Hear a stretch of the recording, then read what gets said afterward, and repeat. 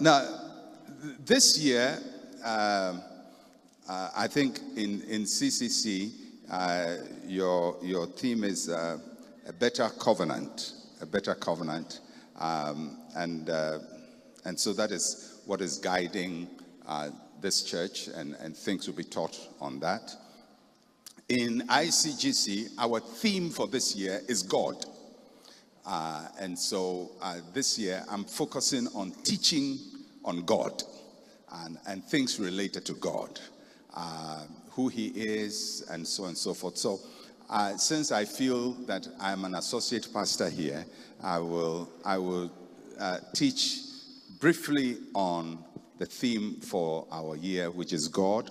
And so my title basically is God Today.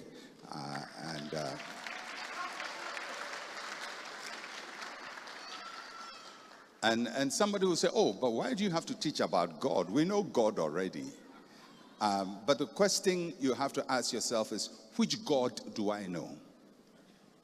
Which God do I know?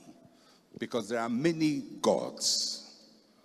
Which one do I know? When I say I'm praying to God, which one? Do I really know the God I am praying to? You know that in the Old Testament, you read the Old Testament and you see that they knew that there were different gods. So when God called Abraham, he showed himself to Abraham and told Abraham to reveal what he had learned to the people. So Abraham started teaching about God. And so to distinguish what Abraham was teaching from what other people were teaching, the God that Abraham was teaching about was called the God of Abraham. Now, people sometimes think when they say the God of Abraham, it means, Abraham had a personal God. No, it simply means this is the God Abraham knew. It's because he was the only one who knew this God. Abraham was the only one who knew him. And then Abraham taught his son Isaac, so he became the God of Isaac too. And then Isaac taught Jacob about this God of Abraham, so he became Jacob's God. And so we call him the God of Abraham, Isaac, and Jacob. And then later on, this knowledge went beyond the tribe, went beyond Abraham, Isaac, and Jacob, and went to the nation of Israel. So you'll find he was not called much the God of Abraham, Isaac, and Jacob when Israel became a nation. He was called the God of Israel, because at that time, only Israel knew this particular God. And then in the New Testament, he's the God of our Lord Jesus Christ and the God that we believe in as Christians. But this journey goes way back. Now, sometimes if you don't have this basic understanding, people think that it is a sign of spirituality to say the God of Otabil. And these days, you cannot say that. You cannot say the God of Pastor Ransford or the God of Otabil or the God of any pastor, because the God is no longer known by only a few people. He's known now by a lot of people. My God is your God. My God is not different from your God as a Christian. But the Christian God is not the same God as every other God that people worship. And so we will talk a bit about that today. So let me start with Romans chapter 1 verse 20. Romans chapter 1 verse 20 is one of my, many times I preach, I say it's one of my favorite verses. Now, I don't even know which is my favorite verse, but it's one of those verses I really like in the Bible, because it gives us a foundation for understanding God. And it says, for since the creation of the world, the invisible attitude, his invisible attributes are clearly seen, being understood by the things which are made, even his eternal power and Godhead, so that they are without excuse. So what the passage is saying briefly is that through creation, God revealed himself. And then it also says that God is invisible. Because if God is invisible, how are we going to know him? We cannot see him. How are we going to know him?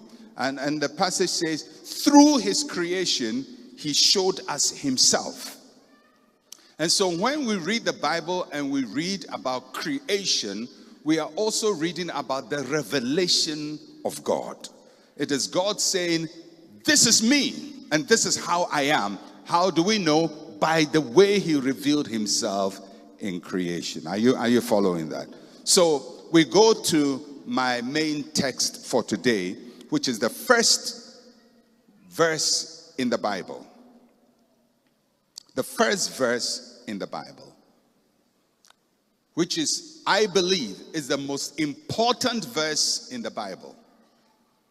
There are many verses in the Bible, many chapters in the Bible, many books in the Bible, many words in the Bible, but the most important verse, sentence in the Bible is this one. Because if this one is not there, nothing else exists in the Bible.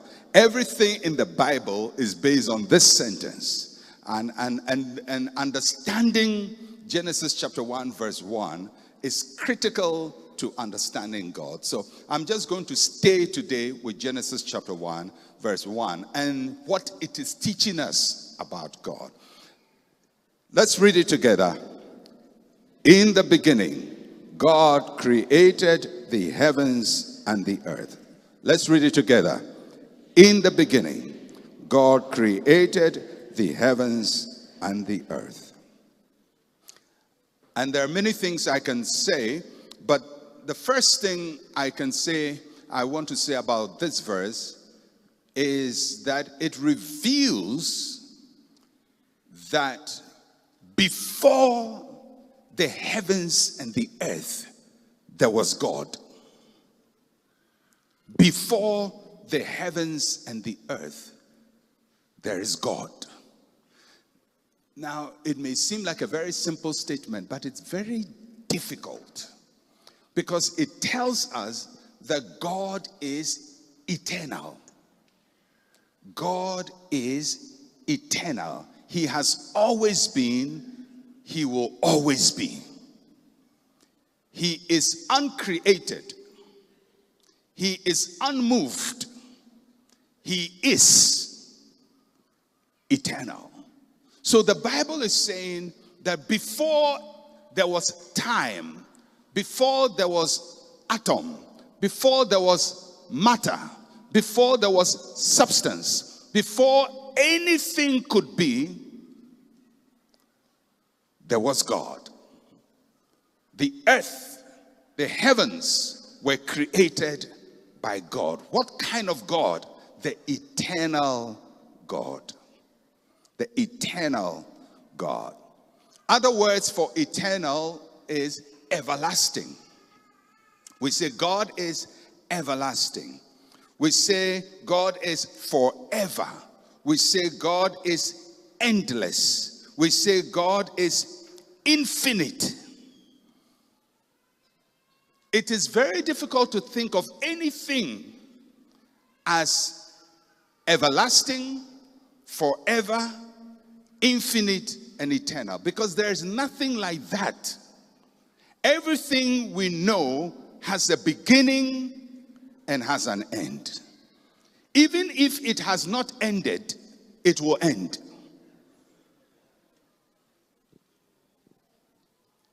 Everything has a beginning and an end. Even we human beings have a beginning and an end.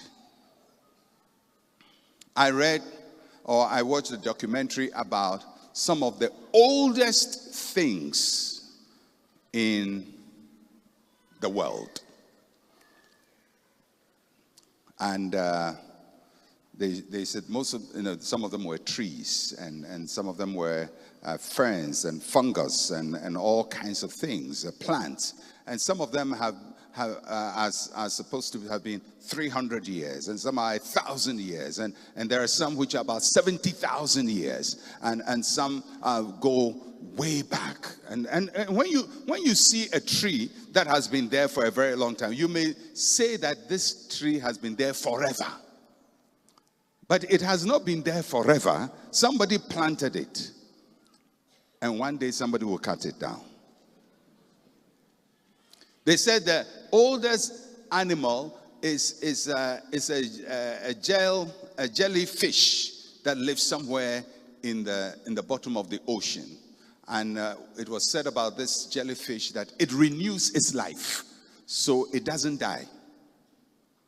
So when it's growing, getting old, it renews its life, and it's there, and it's there, and it's there. And because it doesn't have many natural enemies wherever it is, it lives for a very long time.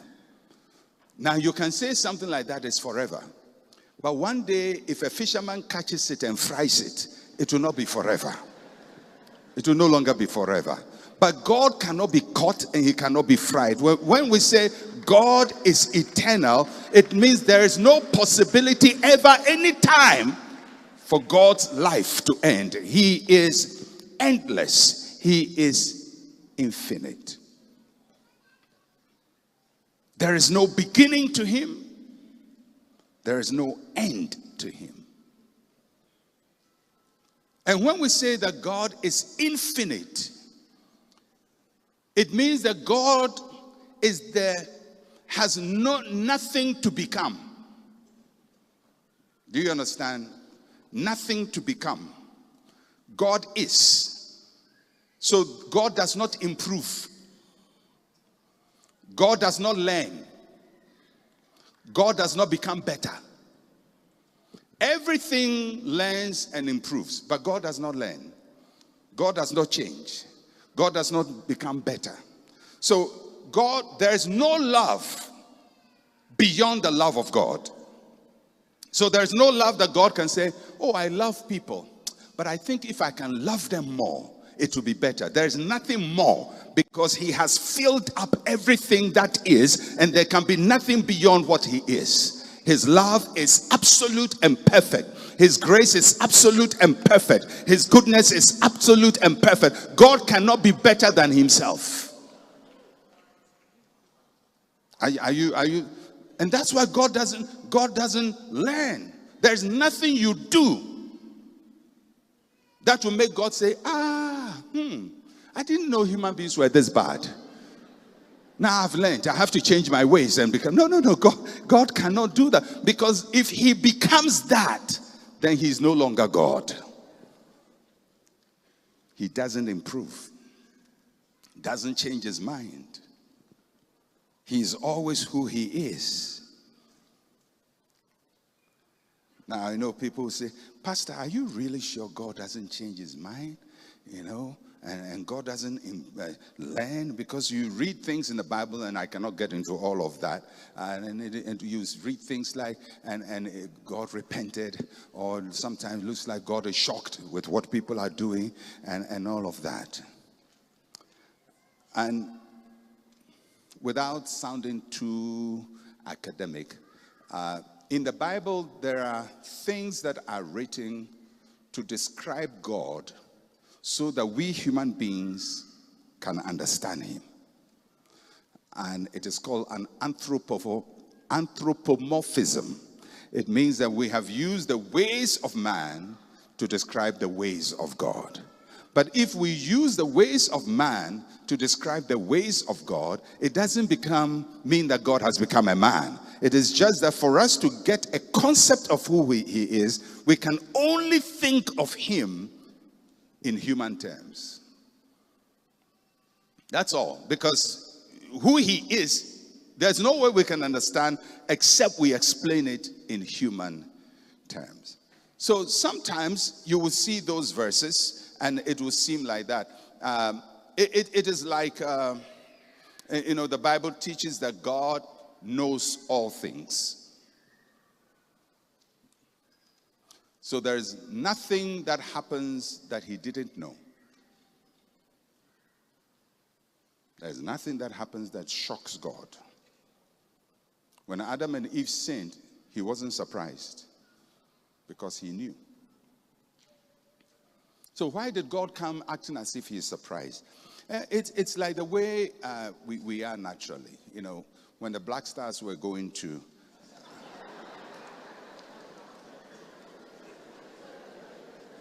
I haven't finished my analogy.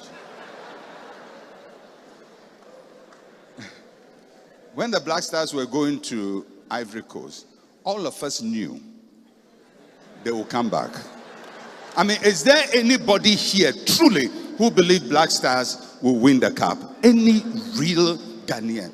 All of us knew they are going and they are coming. When we saw them wearing their kente, we knew it would just be for 1 week. We would just come back. So we knew what will happen. But when they were knocked out, then we say, oh, what have they done? Oh, what have they done? We are acting surprised. But really, were we surprised? No. So we are acting emotionally, but we already knew it was going to happen. That is a very crude way of explaining God's foreknowledge and God's actions in time. There are things he knows will happen, but when it happens, he will feel sad. It's like your child comes to you and she says, Mommy, I won the first prize or whatever in the class. Tomorrow is a speech day. I want you to come and because I'm going to receive a lot of prizes. Now, you know your daughter is going to receive prizes, but when you go and your daughter receives prizes, you won't sit there and say, oh, I knew it. I knew it. She collects the English prize. I knew. Maths. I knew. No. When she wins a prize, you get up as if it's the first time you are hearing it, but you knew it. You knew it. You had foreknowledge, but your actions are appropriate for the time it is happening. Are you getting me? That explains God in a sense. He never learns anything. He never improves. He doesn't become better. Some people say the God of the Old Testament was a very, very wicked God. Then maybe as God was watching human beings, say, these people are, if I'm not careful, I'll kill all of them. So now I have changed my mind about it. No, he didn't change. He's the same God. He's the same God. His mercy is the same. His love is the same. He didn't become more loving in the New Testament. He didn't become more gracious in the New Testament. He wasn't more powerful in the Old. He's the same God at every time, at all times. God is eternal. Now, because God is eternal, you cannot change him. You can't change God.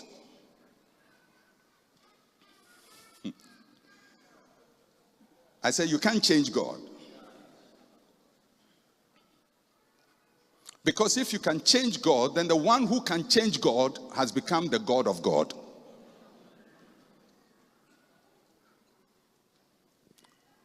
So your prayer can't change God.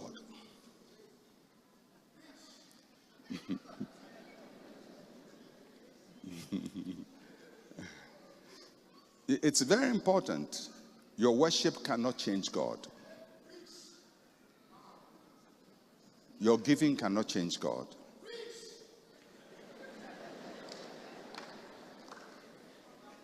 Now, the reason this is important is because,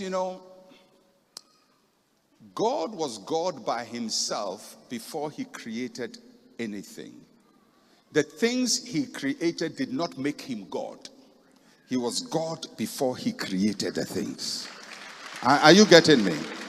So, the things he has created, therefore, cannot change him because he was who he was before he created the things. And before he created human beings to have the capacity to worship him, he was God. So whether you worship him or not, he's God. So if you decide, I won't worship God, he's God. If you decide, I worship God every day, he's God. Your worship or non-worship does not change him. He's an eternal God. Are you following that? He's eternal. Now, the reason I'm saying this is important because it affects prayer. It has a direct impact on prayer. When you understand the God of the Bible as eternal, it affects prayer. You say, Pastor, how does it affect prayer? You see, there are gods who need to be sustained. You have to give them food. And when they are hungry and you don't feed them, they will die. You know, sometimes in our traditional settings, they will say something like, an accident has happened somewhere on a bridge. And they will say, the God here says he needs blood. That's why he caused the accident, so he can drink blood to sustain him. Now, if you're an African and you think that way, then you may also think that our God, the God of the Bible, also needs to be sustained. And if he needs to be sustained, then the way we do it is come and we bow and we worship him. And when we worship him, he's so happy that whatever we want, he gives it to us. Because God is so happy that we've given him fans. Watch it.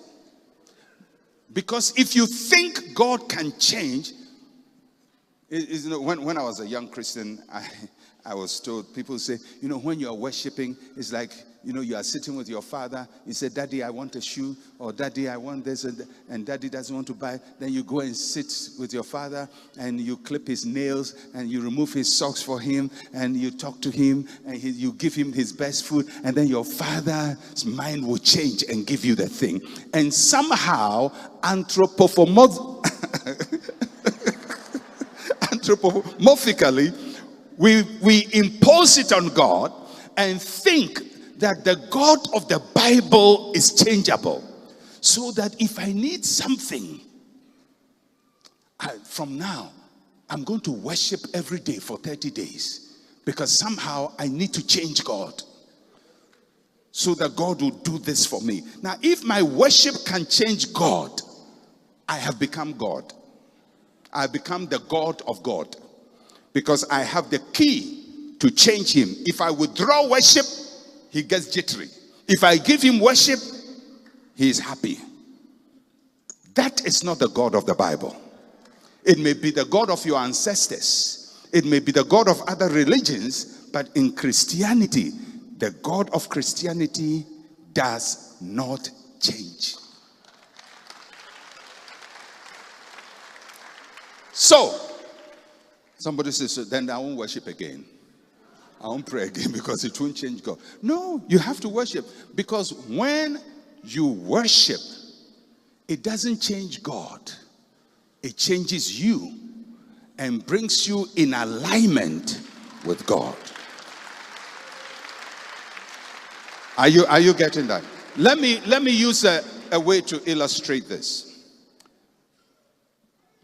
If you have every plant, or most plants, not say every, most plants need sunlight for photosynthesis to survive. And if they are in the shade, although they have good soil, they will wither or get sickly and probably die. But if the plant comes to the sun, it will live. So I want you to imagine God. I'm not saying God is the sun, but I want you to imagine analogically that God is the sun. And his rays are shining on the earth.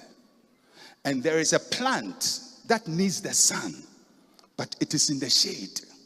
And it is praying, God, give me sunshine. God, give me sunshine. God, give me sunshine. God says, but you are under a rock. And sunshine does not bend. Sunshine will not bend and say, now you pray, the sunshine will now bend and come and look for you and under the rock. No, it won't bend. So as you pray, God, give me sunshine, the only thing God will do to help you to get sunshine is to move you from under the rock into the sunshine. So what prayer does is that it moves you from where you are to the place where God's favor is, God's miracles are, God's power is. But as for God, he remains the same. As for God, and that is why it is a fallacy to think that somebody, a human being, can be a dispenser of God. Are you getting me? So that somebody, a human being, can distribute God by his choice. No. No human being has that power. God works by himself. He is unchanging. He does not bend to us. We bend to him. So, the purpose of prayer is to align you with God's will. Remember the Lord's Prayer he taught us? Our Father, who art in heaven, hallowed be thy name. Thy kingdom come.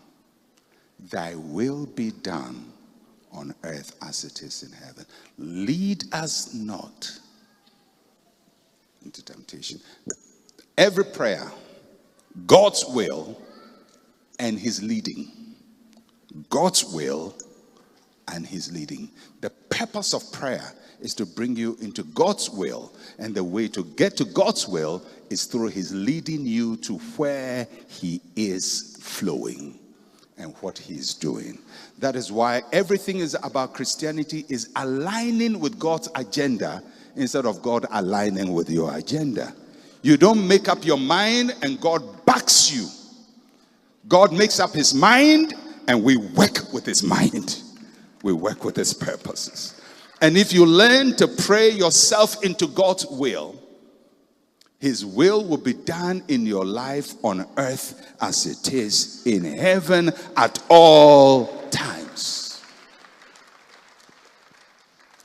Because God is immutable. He doesn't change. He is infinite. He does not improve.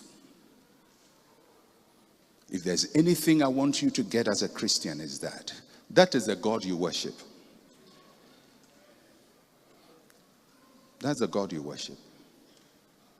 He's the unchanging one. He's not given to change. He's infinite. He's not improving. He's not learning. He's not becoming better. We are learning. We are becoming better. We are improving so we can know him and his ways better and be more in his light than in the shade where he's not moving.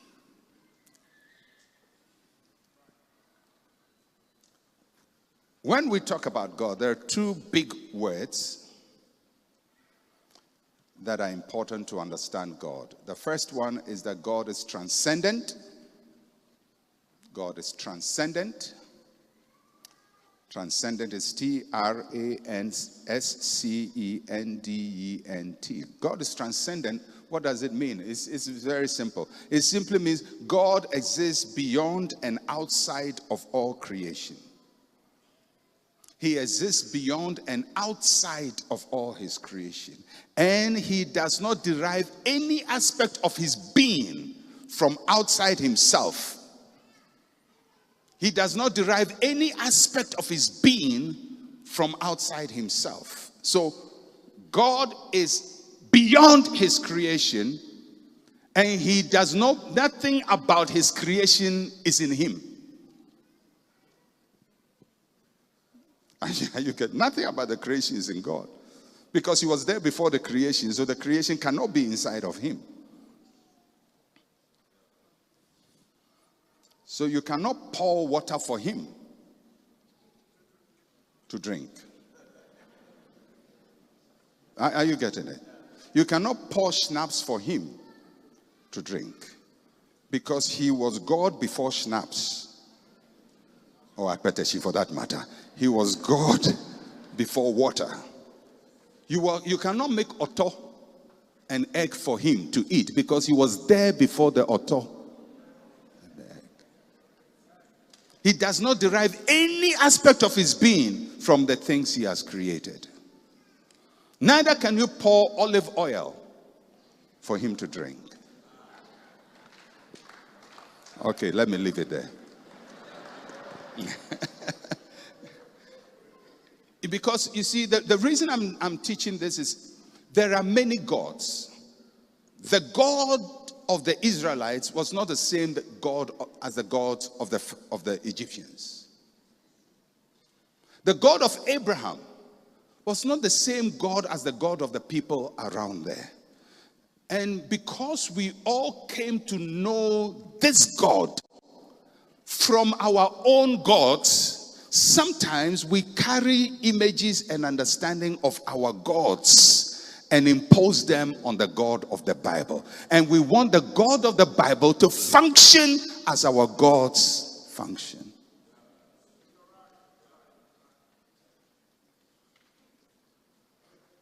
But the God of the Bible is not like any of the gods you know.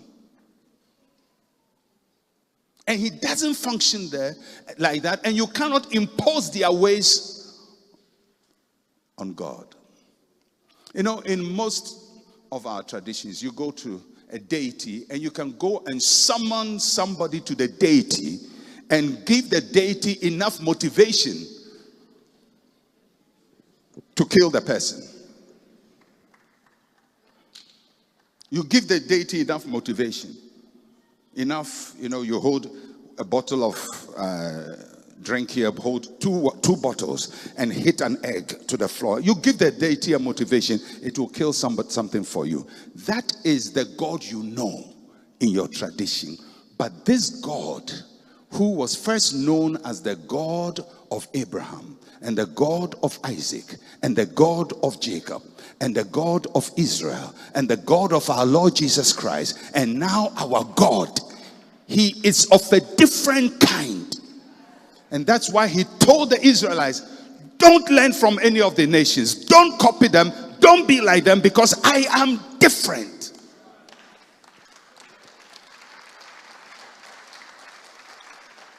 And in that he told them, when it comes to that, I am a jealous God, not an envious God. There's a difference between envy and jealous. Envy is when you think you have a competitor. Jealous is when you love something so much that you protect it from a destroyer. And he says, I am that jealous God.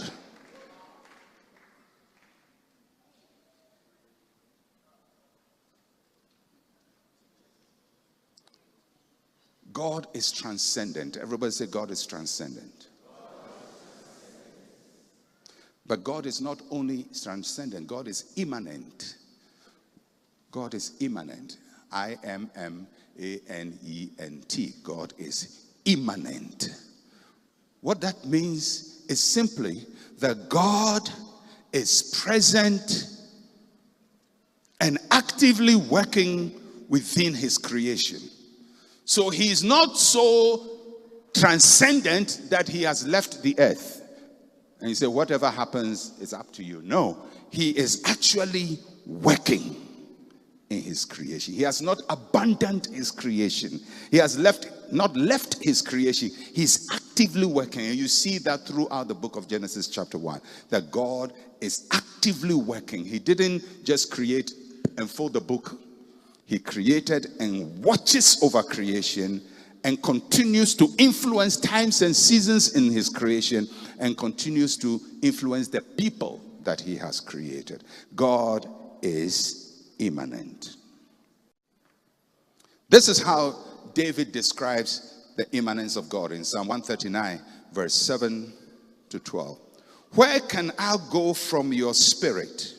Or where can I flee from your presence? If I ascend into heaven, you are there. If I make my bed in hell, behold, you are there. Now, the hell here is Hades or Sheol. It's not hellfire. That's not what David is saying. David is saying, if I make my bed in hell, he means if I die, you are there. In other words, God's presence does not leave, or God does not lose sight of those who die. He's mindful of them. He's mindful of those who are in his presence. He's mindful of heaven. He's mindful of the dead. You cannot escape God. Even there, he says, if I take the wings of the morning and dwell in the uttermost part of the sea, even there your hand shall lead me, and your right hand shall hold me. If I say, surely the darkness shall fall on me, even the night shall be light about me. Indeed, the darkness shall not hide from you, but the night shines as the day. The darkness and the light are both alike to you.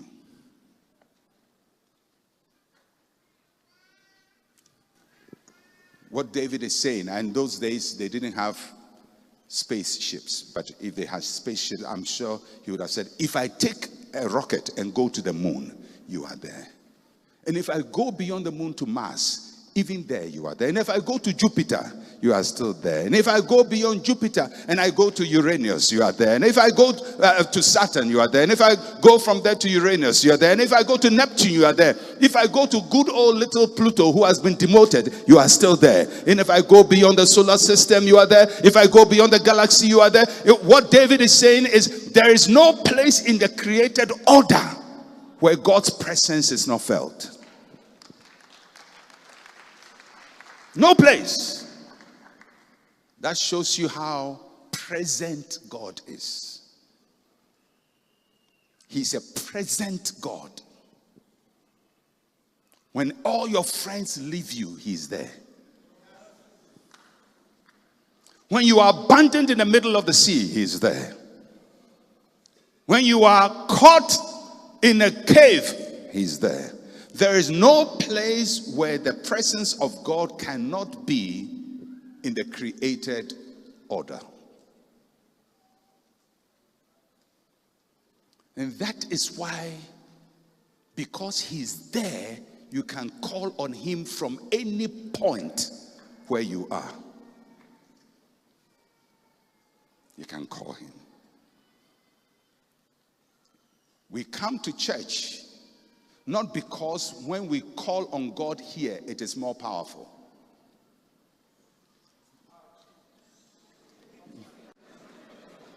Are you getting it? We come to church not because when we come here to pray, the presence of God is at this altar. If you, there's whatever the people teach. No. That may be the gods of your ancestors, who are all localized God. And they are localized in an object.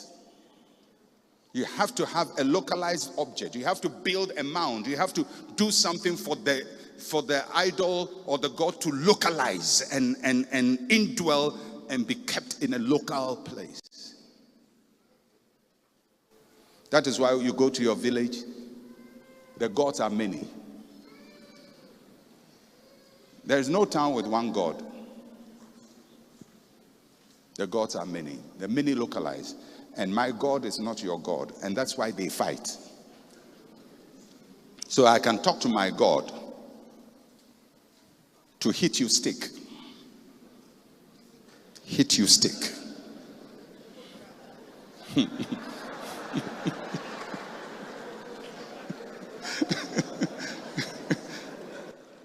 So I can tell my God, hit him with a stick. Because he doesn't belong to you. Hit him with a stick. But this God who created the heavens and the earth, all men and women belong to him. So you cannot tell him to hit somebody with a stick for him to do it, because he's the creator of all people. Are you following? That's the God of the Bible. That's the God of the Bible. Wherever we are, when we call on him, he hears. If one day somebody goes to build an Earth colony on Mars, as Elon Musk wants to do, God will still be there, and when they call on him on Mars, he will hear. If you go to live on Jupiter, if it's ever possible for you to live under gas and pray, God will hear you. If you are in outer space and you say, Heavenly Father, he will hear you, because you cannot escape his presence anywhere in the created universe. He is immanent, he is present everywhere. And he's present not everywhere, but at every time. Sometimes we call him the Ancient of Days. It is a limited terminology, because it's a human way of saying God has been there for a long time. But it doesn't mean that he has accumulated age, and now God is old. And so he's called Ancient of Days. This is just human description of God. But he's eternal. He's there forever.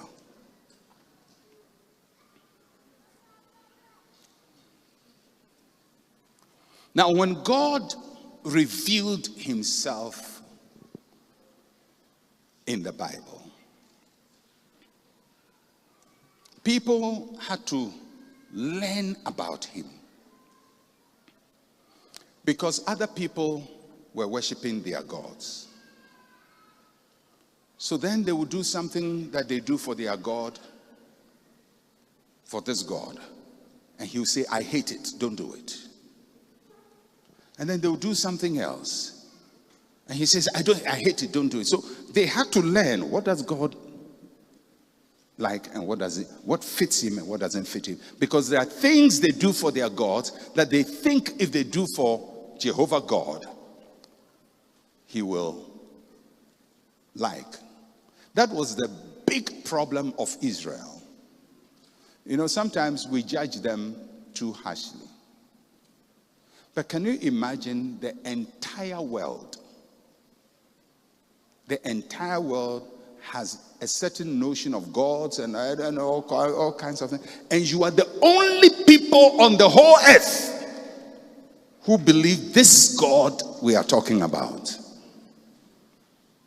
You go to another village, they are doing something else. You go to another village, they're doing something else. You go to somewhere, they say, well, if you want to receive power, go and talk to the dead. Go and bring the dead and talk to dead people, and they will give you revelation and all of that. And they're doing all kinds of things. And so God had to now warn Israel specifically what they must not do if they want to worship him. Because the ways of the other gods is not the way of the God of the Bible. The God of the Bible is unique, is distinct from every other notion of God. And as Christians, our number one obligation is to know whom we worship. You remember when Paul went to Athens and he started talking to them on Mars Hill. He says, I was walking through town and you have all kinds of gods here, and I actually saw one with the inscription, to an unknown God. Then he says, whom you do not know, that's the one I declare to you.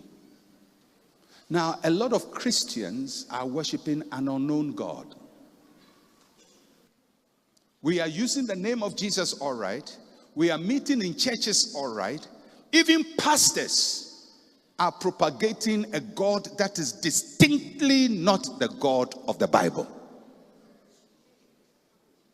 And they are making claims that is not in conformity with the God of the Bible. And sometimes we make statements. God will change his mind concerning you.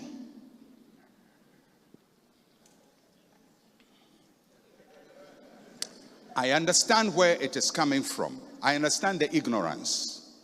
I understand, because many times people say, but it's in the Bible. We don't just say because something is in the Bible, it is that. You have to understand the context under which it is written, because the Bible is very consistent with itself and not contradictory. The doctrine of God is clear, uncontradictory, and error-proof.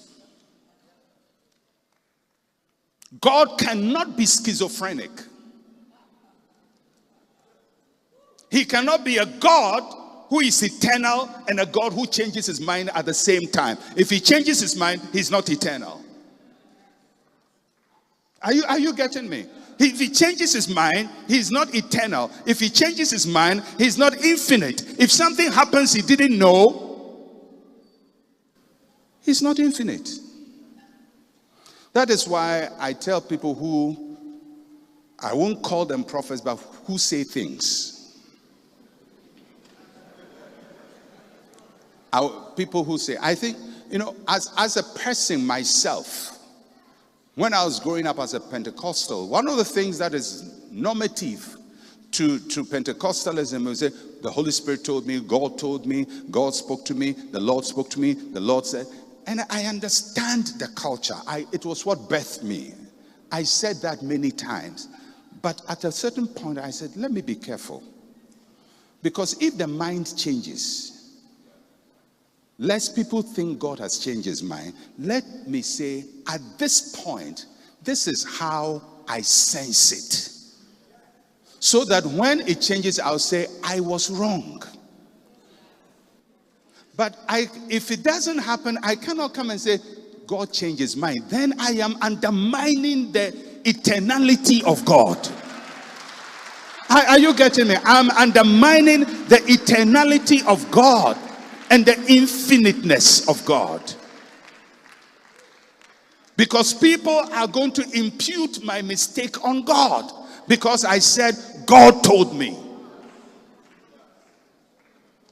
So just let us be humble and say, this is what I'm sensing. I feel strongly about this. I've prayed about this. This is what I feel strongly about. Just let there be a margin of error. Because for everything human, there is a margin of error. And the margin of error is not divine. The margin of error is not divine. The margin of error is always human. So I must bear the human margin of error so that we let God be God. Because if we don't do that, then those of us who speak in his name undermine him at the same time. Because sometimes people say, God told me, Blaster will come with a cup. and then I don't know whether we saw the cup or not. Maybe we were like Moses. Our eyes saw it, but it was far away. And then later, Blaster coming home. Then you come and say, yeah, I said it, but God changed his mind. Please, just say at that point, this is how I sense it. And I said it. I think I made a mistake. Because obviously they are back home. So what I received obviously was not God. But when you put God in the docket, you are undermining him, undermining his nature, and undermining the faith of people in him.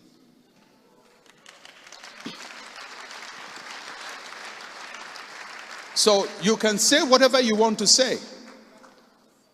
You can say whatever you say, but qualify it as how you are sensing it. And, if you are humble, we ourselves will learn. And very soon you will know that anytime I eat wache in the evening, I have these kinds of revelation. Anytime I eat wache, this kind of revelation that doesn't come to pass. Anytime I eat wache, every time I eat wache in the night. If I eat past 8:30, I start seeing all these kinds of things, hearing these voices. So now you learn from your mistake and decide, I will stop eating after 8:30 and see what kind of thing I will get.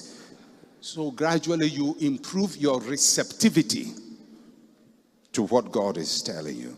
But if you don't have the humility to adjust your ways, then you continue. Sometimes the boldness of people who declare falsehood, they are so bold and brazen. I say, where did this audacity come from? You have made a terrible mistake that is self-evident. You can't fry it anywhere, except to say, it wasn't God who said it. It wasn't even God who revealed it to me. I saw something. I thought it was God. I have said it, and it's a mistake.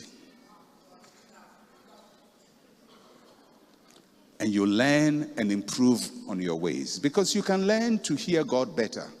You can learn to sense His presence better. You can learn all of these things because human beings improve. Samuel had to hear the voice of God 3 times. And even then, he couldn't improve. And he had to be instructed that this time when it happens, say so and so and so and so. In other words, you can improve the way you understand and receive from God. But don't make yourself God. Don't make yourself. And to every preacher, don't make yourself God. You are just a human being, please. I've heard some people say, if I be a man of God.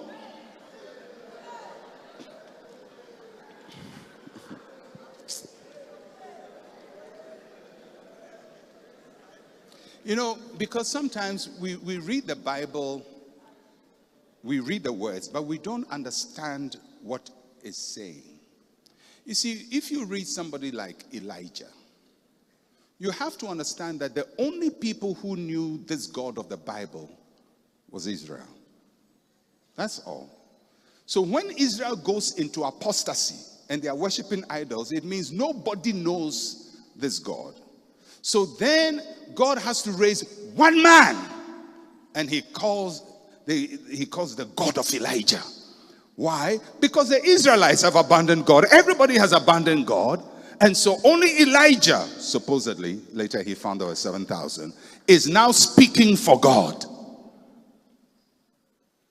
So if I be a man of God, can be said by people in a time when a whole generation have gone apostate, and only one person stands between God and the rest of humanity. At that time, that person is very unique.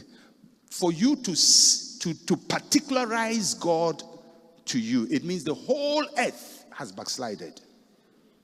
All Christians in Ghana, in Nigeria, Burkina Faso, everywhere, they've backslided. Ivorians have backslided. European Christians, they've backslided. And then, South America, everybody has backslided. American, everybody has backslided. Nobody knows God. And at this point in history, you are the only one who knows God.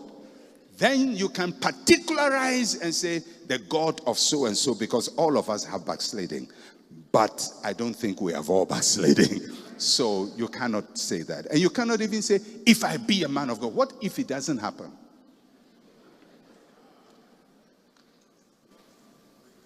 I've talked to people. One day somebody was having a chat with me. He told me something that was going to happen. I said, okay. I don't take a stock in that. I don't need to know what people know of the future. I just know the one who knows the future. I trust him. He'll guide my future. But anyway, so we're going to have an event. And this guy said, I'm telling you, it will not rain. Rain is something you don't have to play with. If I'll give you, don't play with rain. Because the atomic systems in the atmosphere, they have a mind of their own. They are obeying different laws. So don't play with it. So he said it won't rain. So I said yes. And then he told me, Pastor, I'm telling you, if I be a man of God, it won't rain. The next day,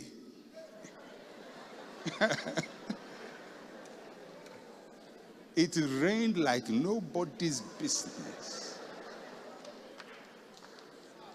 We were going to have Greater Works Conference at the Independence School. That day we all sat in the rain. The day before, somebody told me, if I be a man of God, it will rain. The rain whipped us. And I was looking for him. Man of God, where are you? Come and answer. You can simply say, Pastor, we really need a good weather. And we're going to talk to God about this. And I trust God that it will not rain. Now, if it rains, you can't be blamed for it. But if you raise the stakes so high, if I am a man of God, Lord, show that you are my servant. So if it doesn't happen, what are you? Are you the devil's servant?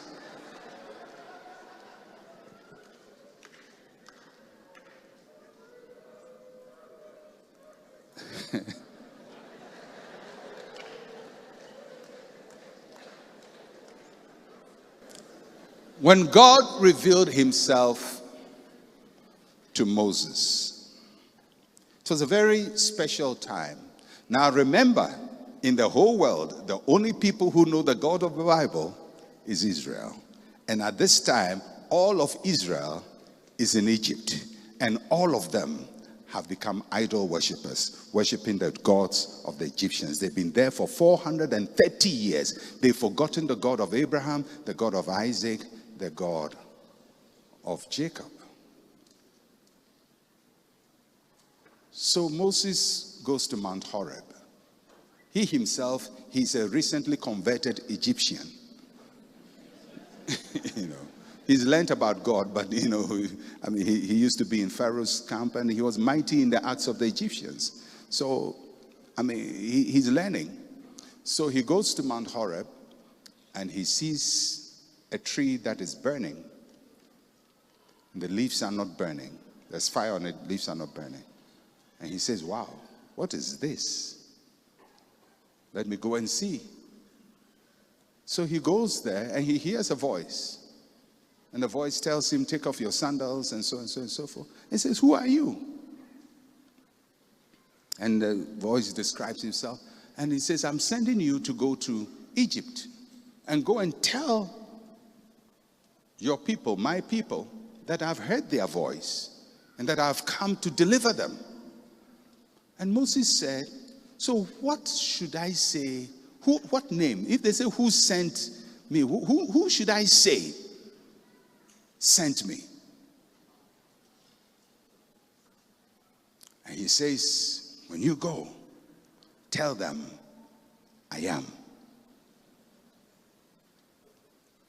I am. Yeah, I am. Has sent you. I am what? I am the God of Abraham, Isaac, and Jacob. In other words, what Abraham worshiped, the one he worshiped is the one talking to you. The one Isaac worshiped is the one talking to you. The one Jacob worshiped is the one talking to you. Interestingly, he didn't say the God of Moses. Because God is saying, what you have known historically is what is happening presently at this time. It doesn't mean every man of God must have a God. The God of Obing, the God of Otabil, the God of Kopong, the God of this, the altar of Otabil. If you talk this, you are going back into idolatry.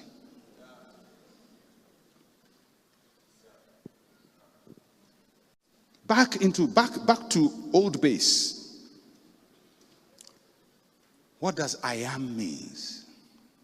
It's a very interesting Hebrew tense that fully translated should be I was, I am, will be. I was, I am, will be. I was, I am, will be. In other words, in eternity, I am.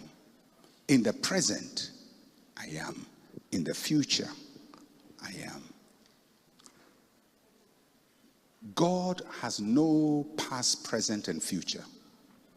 Past, present, and future is for human beings. But God has no yesterday. And he has no tomorrow. He is. There is no period of time behind God. And there is no period of time in front of God. For us human beings, there is a period of time ahead of us. Next hour is ahead of me. Tomorrow is ahead of me. Next year is ahead of me. Next 10 years is ahead of me. For God, there is nothing ahead of him. Yesterday is behind me. Last year is behind me. 1979 is behind me. For God, there is nothing behind him. There is no time period behind God. No time period in front of God. Every time is now. And he says, go and tell them, I don't belong to Abraham. I don't belong to Isaac. I don't belong to Jacob. I am myself. I am myself. I am who I am. I am that I am. I am where I am. I am what I am. Whether you are talking about what, a where, or how, I am how I am. I am who I am. I am. Whether you're talking about time, he is everything. That's the God of the Bible.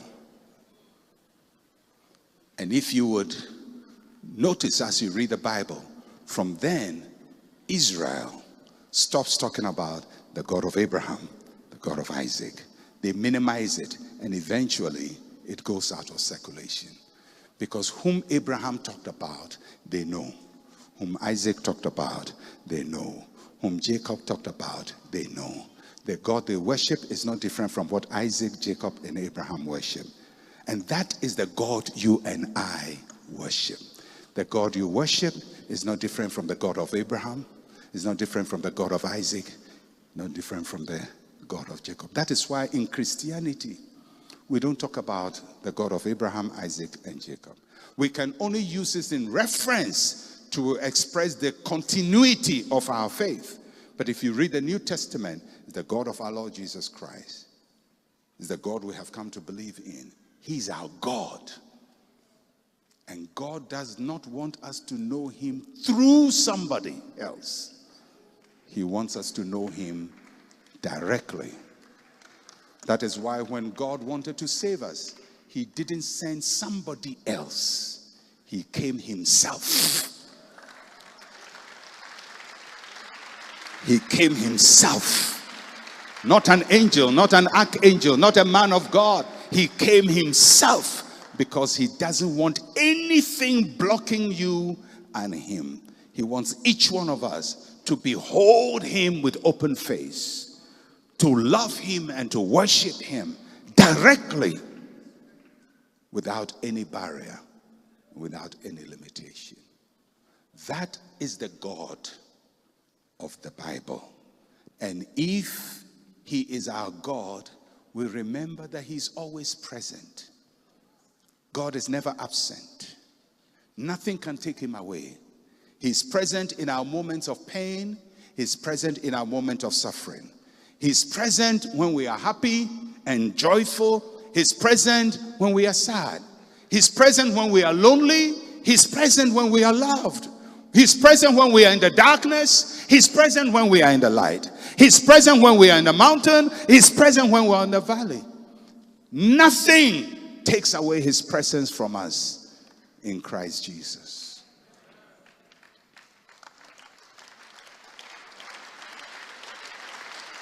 That's why Paul could boldly say, to be absent in the flesh is to be present with the Lord.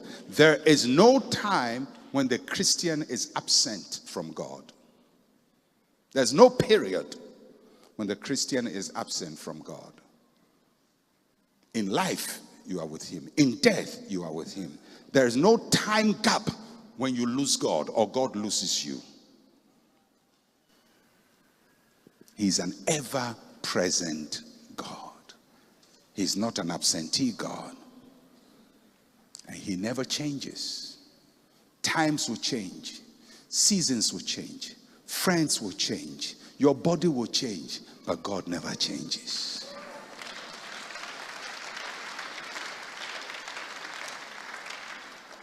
It doesn't mean that every prayer of yours will be answered. There will be prayers of yours which will not be answered. It will not be answered. Not that God hates you, but it won't be answered. Nobody's going to get 100% prayer answered. There are people who say, as for me, my prayer never miss. You sure? You sure your prayer never miss? Then pray that you live forever and see whether it will miss or not. No. There are prayers, some prayers that will never be answered. But whether your prayer is answered or not, He's God.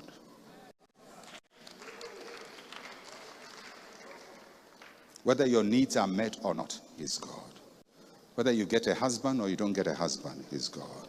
Whether you get a baby or you don't get a baby, He's God. Whether you are broke or you are rich, He's God. That's how Job understood God. So when he lost everything, what Job went through, and he still believed God was with him, that's crazy. Because if you attach God's presence to things, then when the things leave you, you think God has left you. If you attach God's presence to blessings, then when the blessings are not there, you think God is not there. But if you attach God's presence to God, then you know that nothing shall separate you from the love of God which is in Christ Jesus. Nothing. Nothing. Nothing. Neither height, nor depth, nor things to come, nor things present, nor principalities and powers. Nothing can make God absent from you. He's present with you. He is with you. He has not abandoned you. He has not left you. And I like how Job puts it. In all of this, he says, I know He lives. I know my Redeemer lives. What is he saying? I know He's present.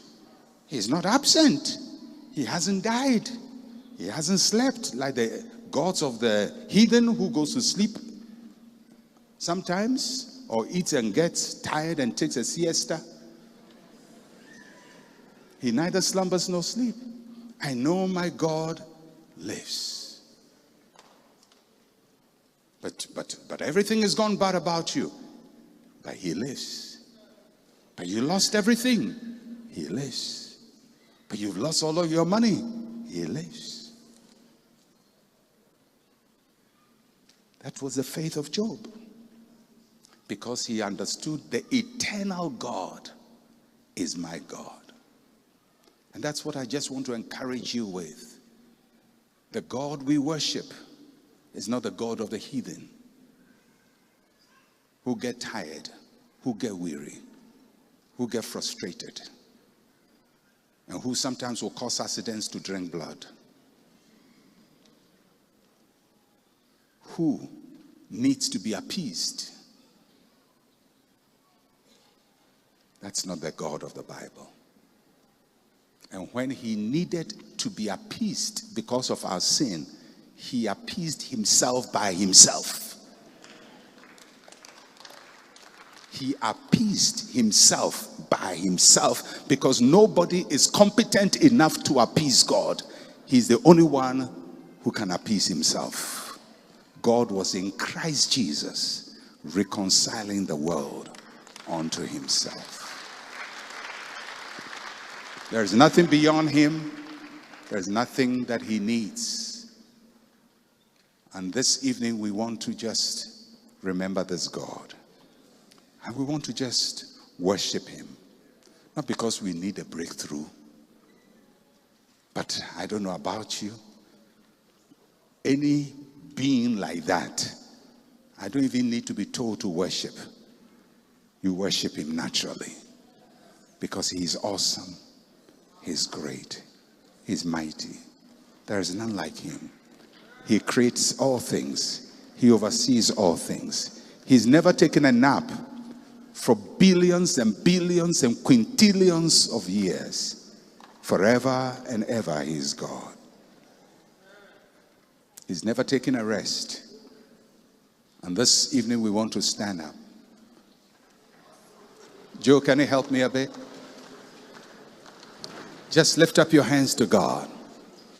Don't ask him for anything. Don't ask him for anything. Just begin to declare your praise to him and your worship of him and your adoration of him. Be lifted above all other gods. Oh, we and worship